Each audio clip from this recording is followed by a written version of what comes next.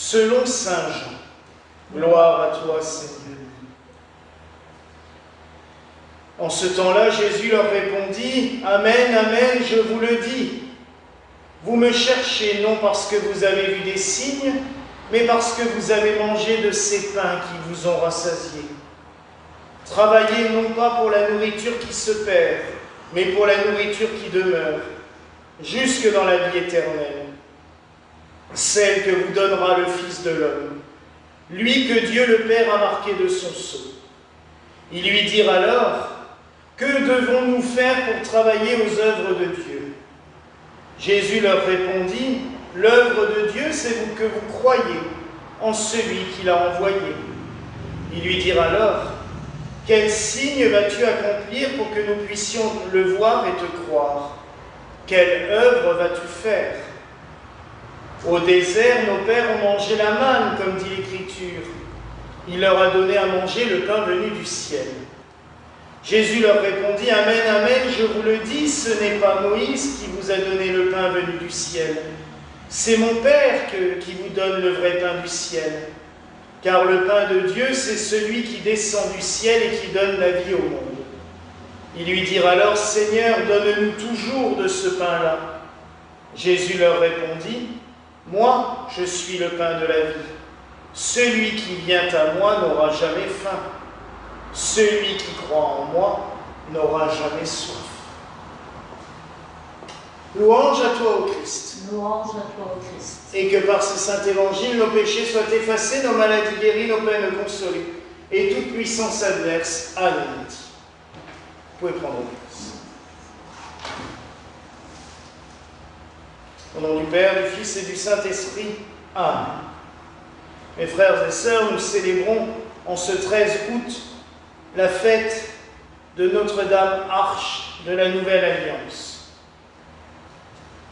Fête récente puisqu'elle a été ajoutée dans notre calendrier il y a 10 ans tout pile aujourd'hui. Fête récente même si elle est basée sur une ancienne fête de la liturgie de Jérusalem qui remonte au IIIe et IVe siècle, puisque ce jour-là, à Jérusalem, on faisait mémoire du jour où le prophète Jérémie cacha l'arche d'alliance dans la grotte, telle que nous l'avons entendu dans le livre des Maccabées. Cela pour nous rappeler, tout simplement, le lien très fort entre les événements de l'Ancien Testament et la vie du Christ. Ainsi, Marie est devenue pour nous la nouvelle arche d'alliance.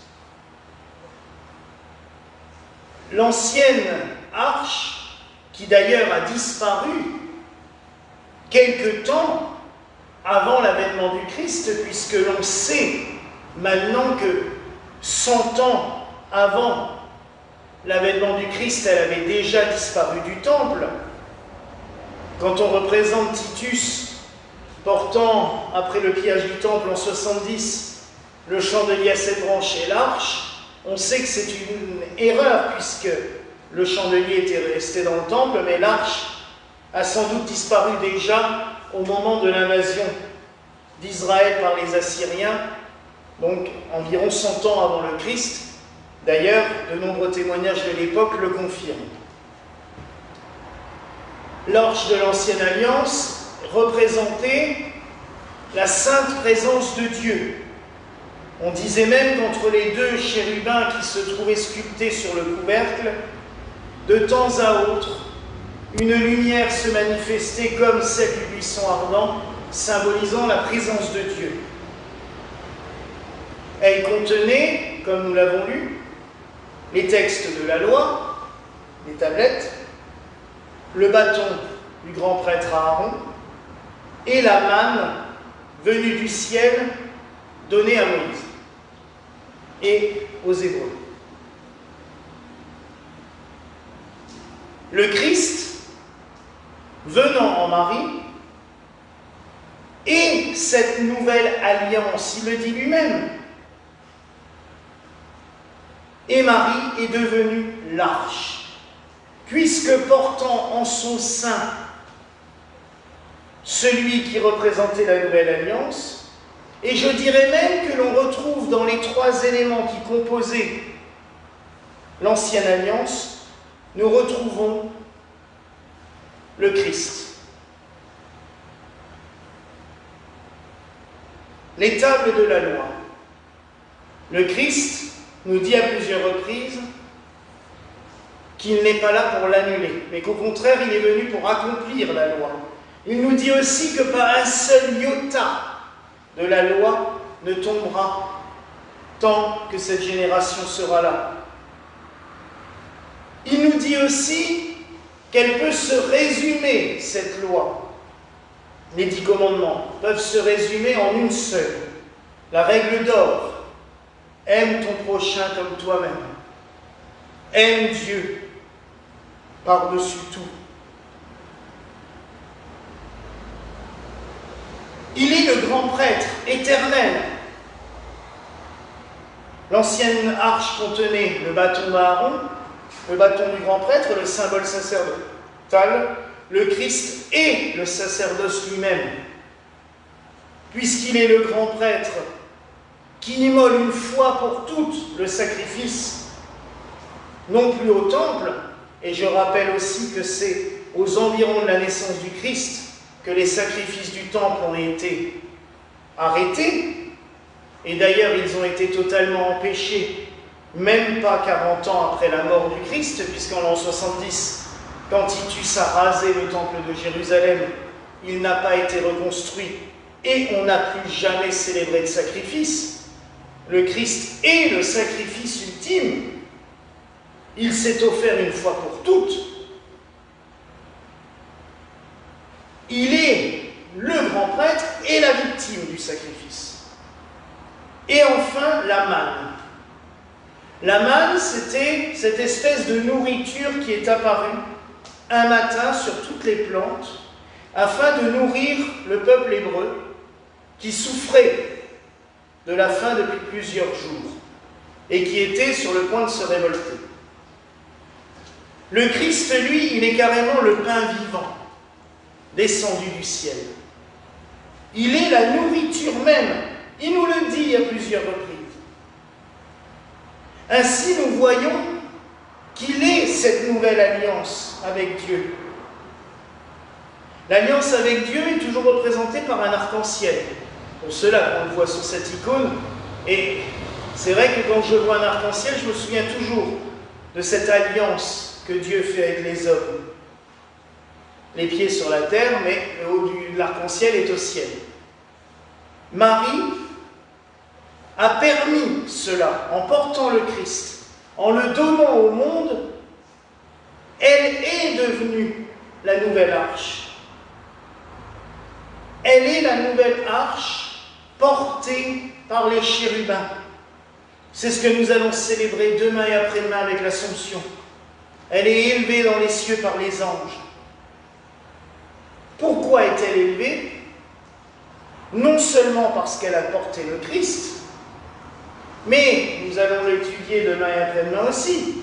Le Christ nous dit bien, quand la femme crie à Jésus, « Heureux le sein qui t'a porté, les mamelles qui t'ont allaité. » Et le Christ répond, « Heureux plutôt celui qui écoute les paroles de Dieu. » Marie ne va pas monter aux cieux parce qu'elle a porté le Seigneur.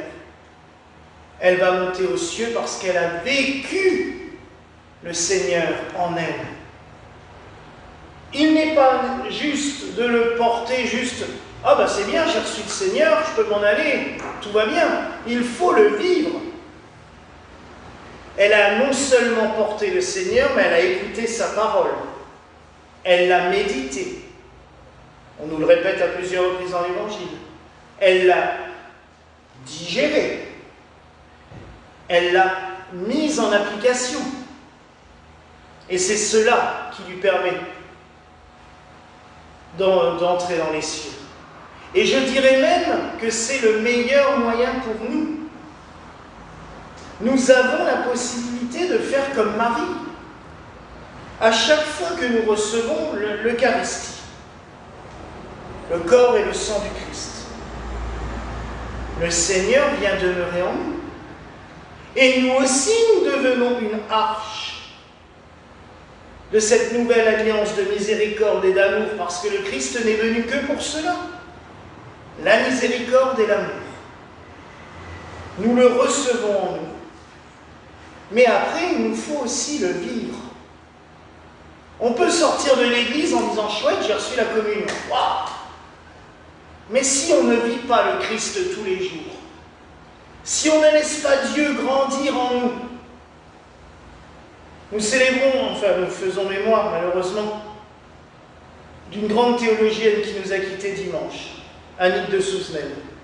Et elle parlait, j'ai toujours beaucoup aimé cela chez elle. Elle disait toujours, il faut arrêter de parler du bien et du mal et de ce combat permanent. C'est pas ça. Il faut penser plutôt à ce qui dans notre vie est accompli ou inaccompli. Et notre vie n'a qu'un seul but, parvenir à l'accomplissement total, à nous diviniser, ce que saint Irénée disait. Dieu s'est fait homme pour que l'homme devienne Dieu. Non pas pour qu'on prenne sa place, mais pour que la divinité prenne toute la place en nous. Et que, au moment de notre mort, nous puissions accéder totalement à la béatitude de la divinité en ayant au fur et à mesure, en nous étant au fur et à mesure dépouillés du vieil homme, dépouillés de notre nature humaine pour n'avoir plus que cette nature divine en contact permanent avec Dieu. La fête de l'Assomption, c'est cela. Cela nous rappelle que nous avons un but, atteindre,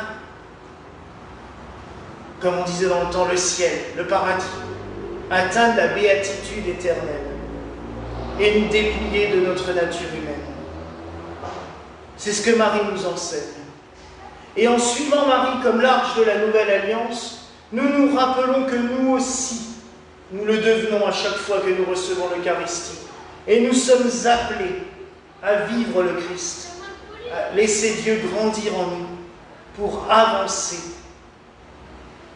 vers Dieu, pour avancer vers la lumière, car les portes du ciel nous sont grandes ouvertes. Depuis le jour de l'Ascension, le Christ a brisé toutes les portes et il nous ouvre le ciel. Et Marie est la première à nous avoir montré le chemin. Si nous faisons ce qu'elle a fait, accueillir le Christ, le recevoir en nous, vivre avec lui, par lui, pour lui et en lui, nous ne pouvons qu'arriver au même but, la gloire des cieux. Voilà la grâce que je nous souhaite en ce soir au nom du Père, du Fils et du Saint-Esprit. Amen.